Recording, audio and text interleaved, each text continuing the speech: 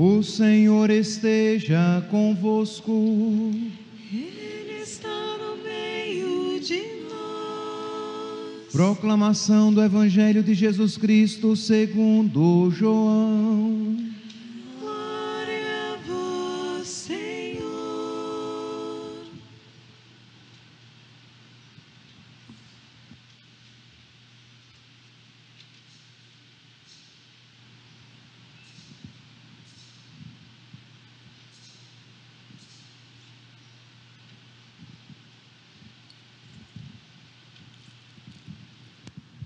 Naquele tempo, muitos dos discípulos de Jesus que o escutaram disseram: esta palavra é dura, quem consegue escutá-la? Sabendo que seus discípulos estavam murmurando por causa disso mesmo, Jesus perguntou: isto vos escandaliza? E quando virdes o Filho do Homem subindo para onde estava antes? O Espírito é que dá a vida, a carne não adianta nada. As palavras que vos falei são espírito e vida, mas entre vós há alguns que não creem.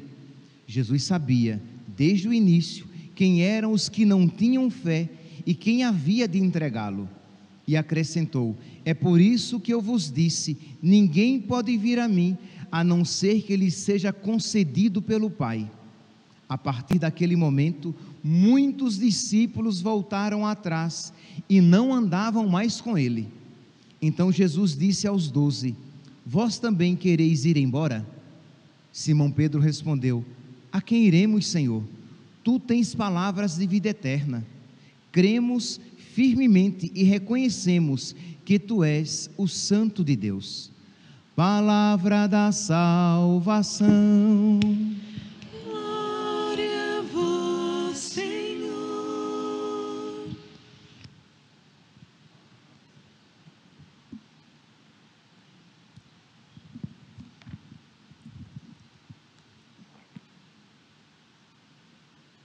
Caríssimos irmãos e irmãs, estamos celebrando o 21º domingo do tempo comum, e o Evangelho de hoje nos mostra a conclusão do capítulo 6 do Evangelho de São João, em que Jesus fala a respeito da Eucaristia. O Evangelho de hoje começa assim, dizendo que muitos discípulos que o escutaram disseram: esta palavra é dura, quem pode compreender, quem pode aceitar, quem pode escutar isso? Mas que palavra dura foi essa que Jesus disse? O que foi que Jesus falou que gerou essa reação tão veemente de muitos discípulos, que diz aqui a palavra que muitos discípulos disseram, não foram poucos, muitos discípulos disseram: isso é muito duro, isso é muito difícil de acreditar, isso é muito difícil de aceitar. Muito bem, então vamos aqui um pouquinho antes, para que vocês saibam o que foi que Jesus disse para gerar esta reação. No mesmo capítulo de São João, capítulo 6, Jesus diz, versículo 51, eu sou o pão vivo descido do céu, quem comer deste pão viverá eternamente, e o pão que eu hei de dar é a minha carne para a salvação do mundo. Meus irmãos, quando os discípulos ouviram isso, eles tiveram dificuldade de aceitar, e isso não é novidade. Vocês sabem muito bem que existem cristãos que não creem ainda hoje nesta palavra de Jesus. Isto é, muitos cristãos não católicos que dizem: essa palavra é muito dura, quem é que pode aceitar que Jesus Cristo pode dar de comer a sua carne e pode dar de beber o seu sangue? Que nós estamos tão acostumados com esses textos que não os ouvimos como que pela primeira vez. Mas vejam aqui a realidade e a crueza de nosso Senhor ao dizer isso: em verdade eu vos digo, eu sou o pão vivo que desceu do céu, quem comer deste pão viverá eternamente, e o pão que eu hei de dar é a minha carne para a salvação do mundo. Aí, no versículo 52, os discípulos começaram a se perguntar: mas como é que ele pode dar de comer a sua carne? Versículo 52, João, capítulo 6, versículo 52. Já estavam aqui sem querer aceitar. Diante desta primeira recusa, porque esta recusa com a qual o Evangelho começou hoje, o Evangelho começou no versículo 60, mas já no versículo 52, os discípulos disseram: como assim ele vai dar de comer a sua carne? E é interessante que diante desta dificuldade de crer, Jesus Cristo não retrocede, para mostrar que Jesus Cristo não estava usando uma metáfora, ele não estava usando uma figura de linguagem para dizer que de alguma maneira, de uma maneira figurada, eles iriam comer a sua carne e beber o seu sangue. Não, porque quando os discípulos se espantam, Jesus, ele reafirma, e ainda agora com mais clareza. Versículo 53, no 52, os discípulos disseram: como assim ele vai dar de comer a sua carne? 53, em verdade eu vos digo, se não comerdes a carne do Filho do Homem, e não beberdes o seu sangue, não tereis a vida em vós mesmos. Repare que ele dá mais um passo, para mostrar a necessidade de nós comermos a sua carne e bebermos o seu sangue. E Jesus vai mais adiante, porque eu vos digo, versículo 55, a minha carne é verdadeiramente comida, e o meu sangue verdadeiramente bebida. Quem come a minha carne e bebe o meu sangue, permanece em mim e eu nele. Então, quando Jesus disse isso, os discípulos, muitos discípulos, Evangelho de hoje, muitos discípulos disseram: quem pode acreditar nisso? Essa palavra é muito dura, nós não podemos aceitar. E diz aqui o Evangelho que a partir daquele momento, muitos discípulos abandonaram Jesus. Muitos discípulos não o seguiram. Por quê? Porque não estavam dispostos a crer em Jesus. Meus irmãos, aqui um primeiro ponto do qual nós não podemos nos esquecer. Nós não cremos primeiramente porque a explicação ela é plausível. Nós cremos pela autoridade daquele que nos revela. Nós não cremos primeiramente porque seja fácil de compreender, porque é verdade, meus santos. Imagine, nós estamos aqui dizendo que aquilo que os nossos olhos veem pão, naquele pedaço de pão, naquele aparente pedaço de pão, nós iremos receber o corpo, sangue, alma e divindade de nosso Senhor. E por que é que nós cremos nisso? Porque os nossos sentidos alcançam essa verdade? Não, os nossos sentidos não alcançam essa verdade, mas nós cremos por causa da autoridade daquele que nos revelou. Ele é a verdade, ele não engana e nem se engana. Então nós dizemos: eu creio. Meus irmãos, isto se aplica a tudo na fé. Nós primeiramente cremos por causa da autoridade de Jesus, que nos ensinou e que continua a nos ensinar por meio da sua igreja durante mais de 2000 anos. Então esta é a nossa primeira atitude, de crer na palavra, crer na autoridade de nosso Senhor. E é o que Pedro faz, quando muitos discípulos, imagine, o discurso de Jesus sobre a Eucaristia foi um fracasso midiático, foi um fracasso com os discípulos, porque diante daquele discurso, Jesus Cristo perdeu a popularidade. Muitos deixaram de acreditar nele, e muitos deixaram de segui-lo. E Jesus, repito, ele volta atrás dizendo: gente, não é bem assim não, que é isso?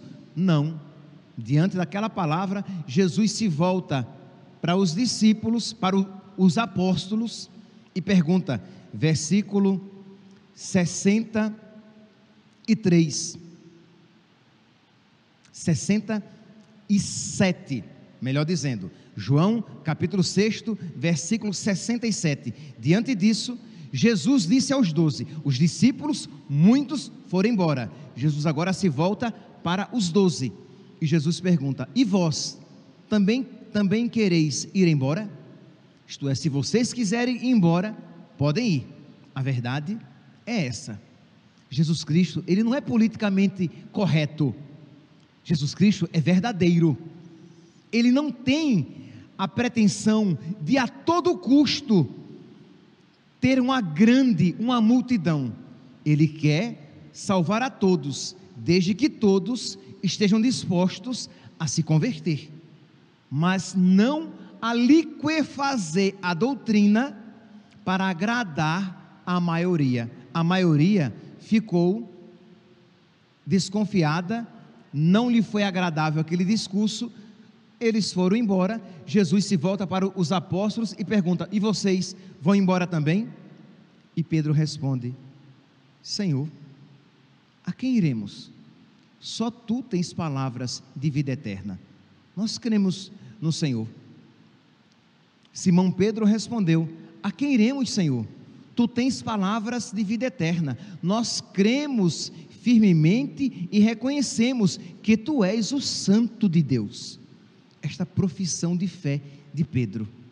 Meus irmãos, se nós olharmos para a segunda leitura de hoje, nós veremos também um sinal de uma outra realidade para a qual o mundo moderno também querem, de alguma maneira, forçar a barra para que Jesus ensine diferente.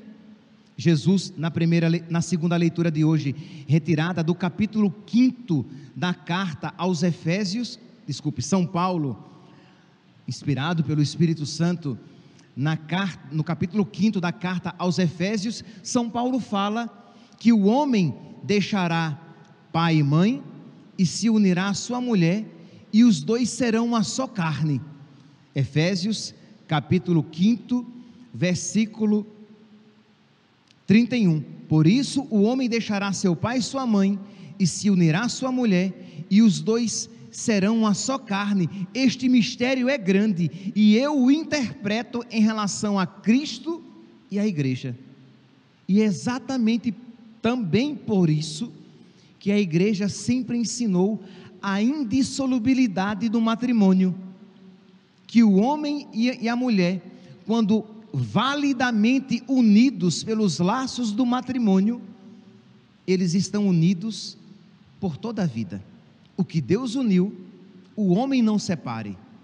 Lá em Mateus capítulo 18, Mateus capítulo 19, versículo 9, quando Jesus Cristo falou isso pela primeira vez, os discípulos ficaram boquiabertos. Mateus capítulo 19, versículo 9: eu vos declaro que todo aquele que rejeita sua mulher, exceto no caso de matrimônio inválido, e se casa com outra, comete adultério. E aquele que desposa uma mulher separada, comete também adultério. Quando os discípulos ouviram isso, versículo 10, Mateus capítulo 19, agora versículo 10. Quando os discípulos ouviram isso, disseram-lhe, Senhor, se essa a condição, é melhor não casar. Está muito difícil, é melhor ficar solteiro. E Jesus disse, olhe, nem todos conseguem viver solteiros, nem todos receberam de Deus esta vocação. Mas percebe que os discípulos ficaram abismados com aquele ensinamento e disseram, isso é muito difícil. Meus irmãos, existe hoje esta tentação entre os pregadores, infelizmente, até mesmo na igreja de Cristo, de liquefazer, de tornar mais palatável ao mundo moderno o ensinamento de Cristo, de modo que, ao invés de o mundo se converter a Cristo,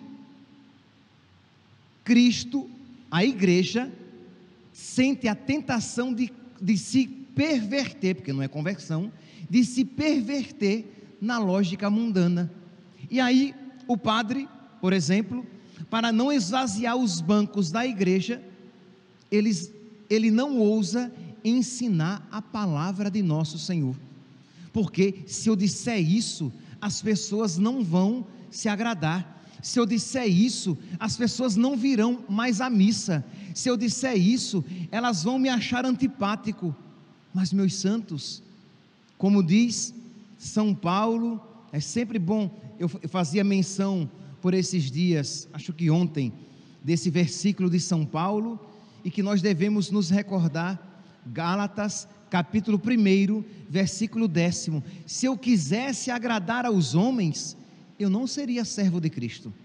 Eu quero ser instrumento de salvação para os homens, eu quero ser instrumento de salvação para as pessoas, não agradar-lhes, não necessariamente ser simpático, porque eu sei que se eu pregar a verdade, necessariamente, nem sempre eu serei simpático, porque Jesus nem sempre foi simpático. Ora, se o mestre isso sofreu, por que é que os discípulos não estamos dispostos também a sofrer? Se fizeram isso com o galho verde, quanto mais o galho seco. Se Jesus foi objeto de antipatia, ele, a doçura de Deus, provai e vede como o Senhor é bom. Nós cantamos no salmo de hoje, provai e vede como o Senhor é bom, o Senhor que é manso e humilde de coração. Se ele foi objeto de antipatia, quanto mais nós, padres, pobres, pregadores, pecadores. Então não devemos ter medo de desagradar, mas devemos, com toda a caridade, sim, mas com toda a verdade, ensinar o Evangelho de Cristo, ensinar aquilo que nosso Senhor nos confiou, aquilo que Ele nos confiou, aquilo que nós recebemos, nós transmitimos. É esta fé que eu recebi da igreja, é esta fé que há 2000 anos a igreja ensina, e é esta fé que os padres, que os pregadores, precisamos pregar, se quisermos ser verdadeiros arautos de Deus, se quisermos ser verdadeiros pregadores segundo Deus, se quisermos ser verdadeiros profetas de Deus. Vocês vão encontrar várias passagens na Sagrada Escritura em que Deus, Ele condena os falsos profetas. Algumas passagens lá em Deuteronômio, capítulo 18, versículo 20, Deus diz: o profeta que tiver a audácia de proferir em meu nome uma palavra que eu não lhe mandei dizer, deverá morrer. Isto é, um padre, um pregador, ele não tem autoridade para agradar o seu interlocutor, ele ensinar algo que não foi ensinado por Deus. Então, como é, meus santos, que um pregador pode dizer, por exemplo, na confissão, como é que um sacerdote pode dizer na confissão, vem um jovem se confessar, dizendo que está tendo vida sexual com a sua namorada, como é que ele pode dizer, não, no mundo de hoje em dia, né, as pessoas infelizmente estão namorando assim, fique tranquilo, o que importa é que você seja fiel a ela. O sacerdote não pode isso dizer, ele será um falso profeta, que ele estará ensinando aquilo que não foi ensinado por Cristo e pela sua igreja durante mais de 2000 anos. É claro que o sacerdote deverá dizer, todos aqueles que vão comungar precisam estar em estado de graça, que uma pessoa ajuntada, ela não pode receber a Eucaristia. ela precisa se confessar, para pedir, confessando, reconhecendo o seu pecado, e no mínimo, como primeiro passo deste longo processo, de fazer o propósito de viverem em castidade perfeita. Aí é um primeiro passo de um processo de alguém que vai acompanhar, para ver se a comunhão um dia será possível, mas eles precisam viver, no mínimo, naqueles casos em que a separação não for aconselhável, porque em alguns casos, se eles não têm filhos, meu santinho, você vai seguir o seu caminho, minha santinha, você vai seguir o seu caminho, vocês não devem ficar juntos, porque a união de vocês é pecado. Quem se junta com a mulher divorciada comete adultério, diz Jesus, de modo que, quem sou eu para ter a audácia de dizer algo diferente, quando Jesus é tão claro, e quando isso causou espanto aos discípulos, de modo que a pergunta que vocês devem fazer, meus santos, não é se o padre, ele está falando palavras simpáticas, mas se o padre está falando a verdade, se o padre está pregando a palavra de Deus, que foi pregada há mais de 2000 anos, a palavra de Deus crida pela igreja há mais de 2000 anos, esta é a nossa fé, e nós sabemos que existe toda uma pressão para que os sacerdotes se calem e não preguem a doutrina salutar, mas preguem veneno, preguem a desgraça, preguem a mentira, que pode até agradar aos ouvidos, mas não levará a salvação a ninguém. Deus me livre que a minha igreja se esvazie, mas se o preço dela estar cheia é pregar a mentira, esse acredito que não foi o preço pago por Jesus, quando diante do seu discurso, muitos, versículo 66, muitos começaram a abandonar Jesus. A partir daquele momento, muitos discípulos voltaram atrás e não andavam mais com ele. Se vocês quiserem mais outra passagem para ficar bem clara essa responsabilidade do profeta, Jeremias, capítulo 23, versículos 16 e 17. Eis o que diz o Senhor dos Exércitos: não escuteis os profetas que vos transmitiram oráculos mentirosos, são visões do próprio Espírito, isto é, eles estão dizendo aquilo a partir deles mesmos, não a partir de mim.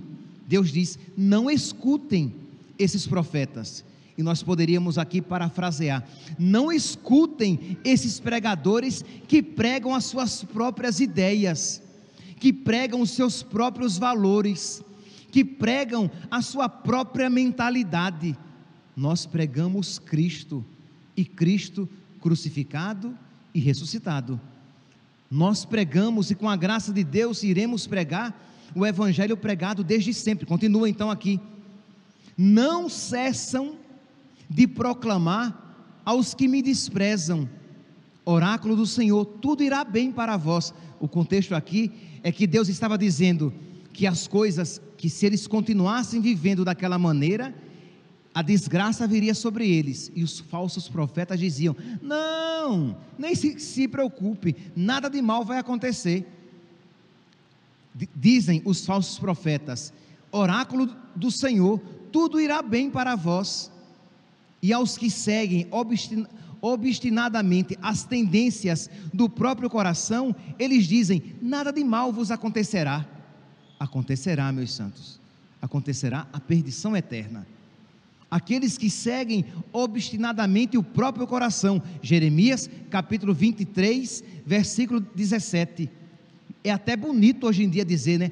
Eu sigo o meu coração. Não, meu santo, eu não sigo o meu coração, porque o meu coração é transviado. Eu não sigo o meu coração, porque o meu coração é doente de pecado. Eu peço a Deus a graça e me esforço para seguir o coração de Jesus. Eu não sigo as minhas ideias, porque as minhas ideias são treslocadas, são doentes, são marcadas pelo pecado. Eu sigo o Logos, eu sigo a lógica de Deus, eu não sigo a mim mesmo. Pelo menos eu preciso lutar a cada dia para isso não fazer. E poderia aqui pegar passagens do Novo Testamento, quando Jesus fala: cuidado com os lobos vestidos de pele de cordeiro, isto é, aquele pastor que se apresenta muito simpático, muito agradável, que nunca nos põe no canto da parede. Quando eu era seminarista, eu lembro que eu ouvia uma vez de um pregador isso, e eu nunca esqueci, e ele dizia assim: se você vai à missa, e você nunca volta para casa um pouco agitado interiormente, essa palavra não foi eficaz, porque a palavra deve mexer, a palavra é uma faca, que ela deve separar as nossas atitudes. De alguma maneira o nosso Deus deve nos incomodar. O nosso Deus é o Deus da paz, que não nos deixa em paz. Ora, por favor, eu não tenho aqui uma assembleia de pessoas na sétima morada, numa perfeição perfeitíssima, desculpe-me aqui o pleonasmo, de modo que ninguém se sinta questionado pela palavra de Deus. Então a palavra de Deus vai incomodar, mas isso é bom, isso é salutar, é sinal de que é palavra de Deus. Então, meus santos, precisamos então pedir a Deus que nos conceda esta predisposição, primeiro, de aceitar a palavra de Deus. Não caiamos naquela tentação de querer escolher. Não, isso aqui eu não vou viver. Que a partir do momento que você escolhe, que você rejeita um ponto da fé, você perde toda a fé. Então aquele católico que diz assim: olha, eu sou católico, mas isso aqui eu não aceito do ensinamento da igreja. Olha, eu sou católico, mas eu não gosto dessas coisas de santo, de Nossa Senhora. Não, comigo é somente eu e Jesus. Primeiro, o católico é sempre ele e Jesus, e Nossa Senhora e os santos nos levam cada vez mais para Jesus. Mas se você diz que você não aceita, que você não crê na intercessão dos santos, que você não gosta desse negócio de devoção a Nossa Senhora, então você rejeitou a fé católica, que rejeitou um ponto, perdeu tudo. Ou você aceita toda a fé católica, ou você perde toda a fé católica. Padre, mas isso é muito radical. Mas sempre foi assim. Eu não estou inventando a roda. Isso que eu estou dizendo não é novidade. Sempre foi assim. Domingo passado celebrávamos a solenidade da Assunção de Nossa Senhora aos céus. Aí digamos que um católico diga: não, nisso eu não creio. Pois bem, você deixou de ser católico agora. Porque se você nega um ponto da fé católica, toda a fé católica você perde. Eu sou católico, padre, mas eu acredito no espiritismo, eu acredito na reencarnação. Se você persiste nessa atitude, você perde toda a fé católica, porque você negou um ponto. Porque a partir do momento que você diz que crê no espiritismo e na reencarnação, você não pode ao mesmo tempo, são realidades que se contradizem. Você não pode crer na ressurreição de Cristo. Então nós não podemos querer conciliar o inconciliável ou selecionar aquilo que mais nos agrada na fé. Pois bem, diante disso, você pode dizer: padre, mas eu sinto então um fardo insuportável, um peso esmagador. Como então viver toda a fé católica? Como então, Padre, abraçar todos os mandamentos de Deus? Como então, Padre, lutar contra todos os pecados mortais? Meu santo, não existe um outro caminho que não seja a oração. Na oração coleta da missa de hoje, tão bonita, eu até aconselho que, se você quiser, na semana de hoje, rezar essa oração todos os dias. Ó Deus, que unis os corações dos vossos fiéis num só desejo, dai ao vosso povo amar o que ordenais. Então a igreja, nossa mãe, está pedindo: Senhor, meu Deus, concede-nos a graça de amar a tua vontade. E nós precisamos pedir isso, porque é verdade, o Evangelho, ele é exigente, mas se você tiver amizade com Deus, o fardo será leve, porque haverá uma necessidade no seu coração de amar a Deus. Quando a gente reza, quanto mais amigo de nosso Senhor, quer dizer, quando você reza, você vai criando, você vai tendo amizade com Jesus, e quanto mais amigo de Jesus você se torna, mais naturalmente inimigo do pecado você se torna. Quanto mais próximo de Deus você se torna, mais distante você vai se tornando do pecado, porque onde a luz de Deus se faz presente, as trevas se dissipam. Então você reza todos os dias o seu terço a Nossa Senhora, pedindo a Nossa Senhora que gere Cristo em você novamente. Você, nos seus momentos de oração, em que você dialoga com Deus, você pede: meu Deus, concede-me sabedoria para que eu veja a maldade dos meus pecados. Meu Deus, arranca do meu coração todo apego desordenado. Meu Deus, eu sou tão fraca, eu não consigo fazer isso, me ajude, meu Deus. Meu Deus, eu sou tão fraco, eu não consigo me libertar desse pecado, tenha misericórdia de mim. E quanto mais você vai crescendo nessa intimidade com Deus, mais você vai tendo uma antipatia com o mundo, e esse processo vai crescendo cada vez mais.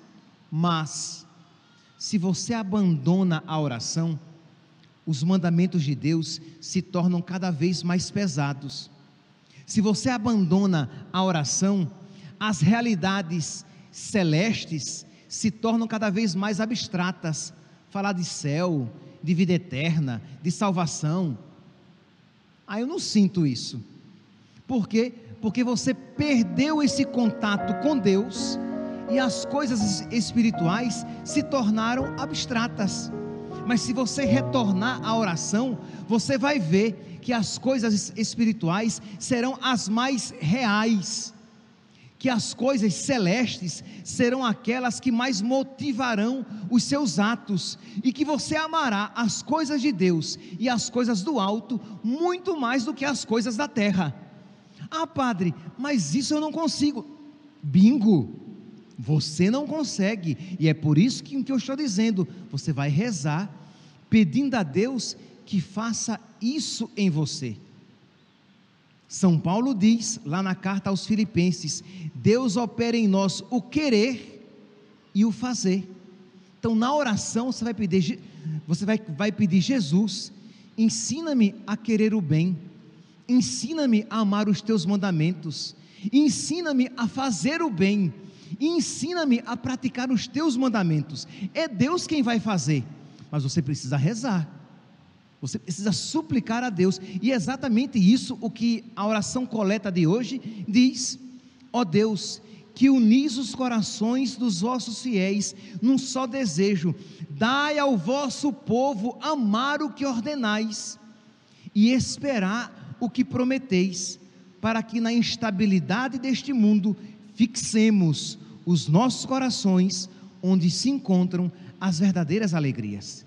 Que o meu coração fique fixo, fique enraizado, encrustado, engastado, fixado naquilo que verdadeiramente importa. Isso é graça de Deus, mas nós precisamos suplicar. Então, diante desta palavra de hoje, em que Jesus, Ele não vai para o nosso bem, Ele não vai retroceder. A igreja, por fidelidade a Jesus, ela não vai diluir os mandamentos de Deus. Então nós precisamos pedir a Deus que nos ensine a amá-lo de verdade. Faça isso, meus santos. Eu irei terminar agora a homilia e eu não vou já chamar de imediato a proclamar a fé.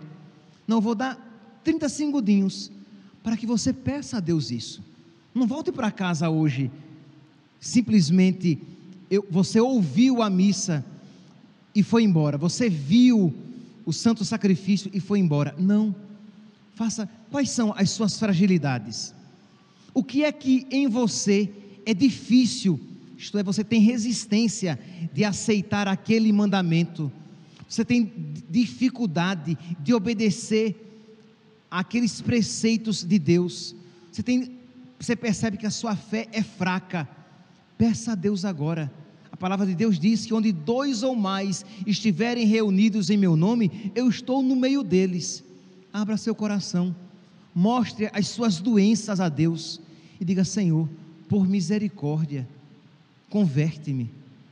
Senhor, por misericórdia, muda o meu coração.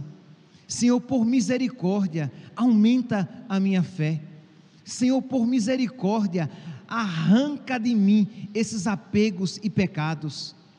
E eu não tenho dúvidas, meu santo, que se você for fiel e perseverante na súplica, você verá as graças de Deus sendo derramadas na sua vida. Louvado seja nosso Senhor Jesus Cristo.